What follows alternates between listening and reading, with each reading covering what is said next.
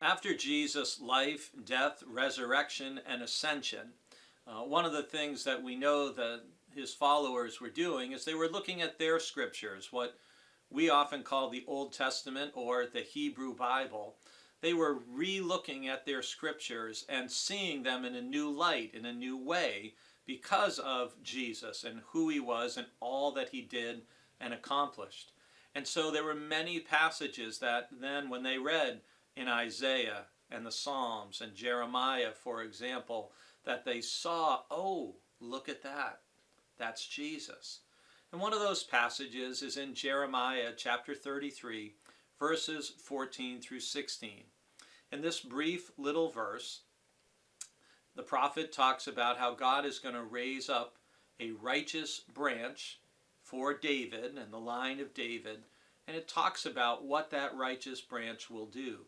Our verse for the day is Jeremiah 33:15, where God saying through the prophet, "In those days and at that time I will cause a righteous branch to spring up for David, and he shall execute justice and righteousness in the land."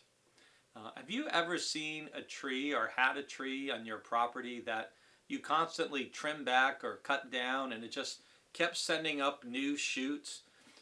We have a bush, I can't even tell you what kind it is. It does get kind of pussy willow type things in the spring, if that helps any of you.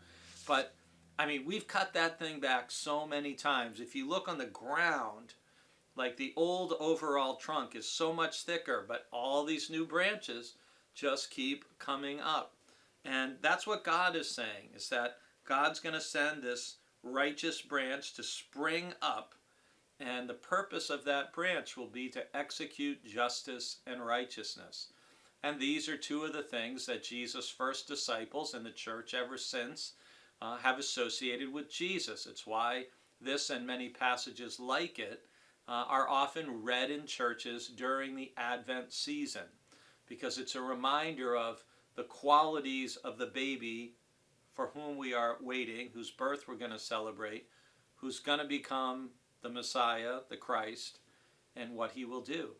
And so justice and righteousness are very important to God.